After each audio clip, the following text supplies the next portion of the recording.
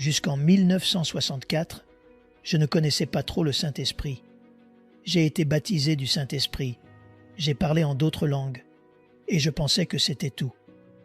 Et en 1964, alors que j'avais 3000 membres dans mon église, quelque chose s'est passé et notre église s'est arrêtée. Et je ne pouvais pas dépasser les 3000 membres. Je priais, prêchais, tirais, poussais, je faisais tout, mais l'église était à l'arrêt et nous ne dépassions pas les 3000 membres. Et je me demandais si c'était la volonté souveraine de Dieu que je n'ai que 3000 membres.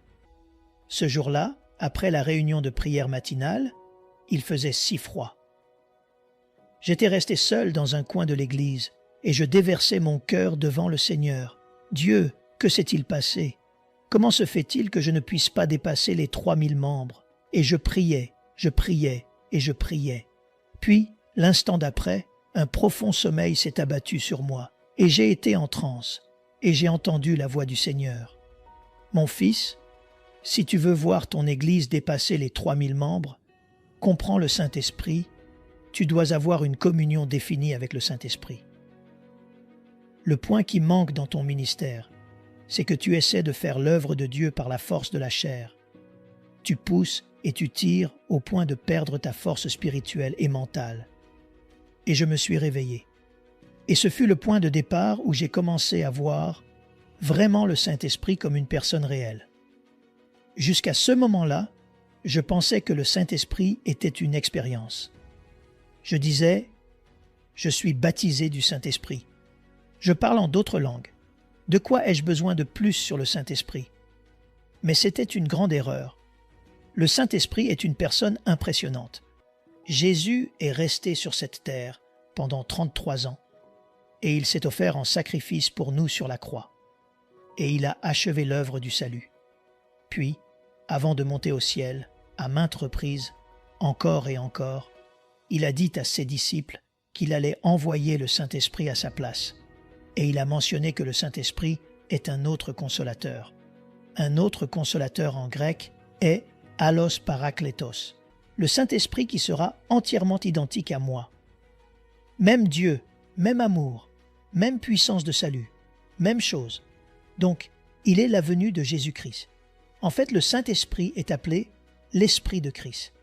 Donc, quand vous regardez le Saint-Esprit, c'est comme si vous regardiez dans un miroir.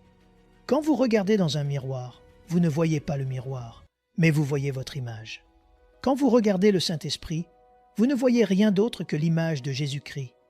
Le Saint-Esprit n'est jamais venu ici pour édifier une personne, une dénomination ou une église. Il est juste venu dans le monde pour témoigner de Jésus-Christ. Quand vous êtes rempli du Saint-Esprit, vous êtes rempli de Jésus-Christ.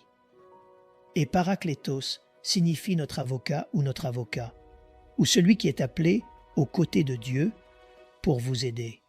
Donc, le Saint-Esprit est venu comme un avocat ou un défenseur pour vous aider à travers le temps de l'épaisseur et de la minceur. Donc, sans recevoir l'aide du Saint-Esprit, nous ne pouvons pas accomplir l'œuvre de Dieu dans la force humaine. Donc, jusqu'à ce moment-là, avec toute la force humaine et la prière, j'ai pu amener mon Église au point d'avoir 3000 membres. Et au-delà, j'ai perdu ma force. Je n'avais plus la force de tirer l'Église. J'étais épuisé et fatigué. J'étais arrivé au bout de mes capacités, parce que j'étais tellement épuisé. Puis Dieu a révélé que je devais avoir le Saint-Esprit, surtout quand j'ai lu 2 Corinthiens chapitre 13, verset 13. Que la grâce du Seigneur Jésus-Christ, l'amour de Dieu et la communication du Saint-Esprit soient avec vous tous.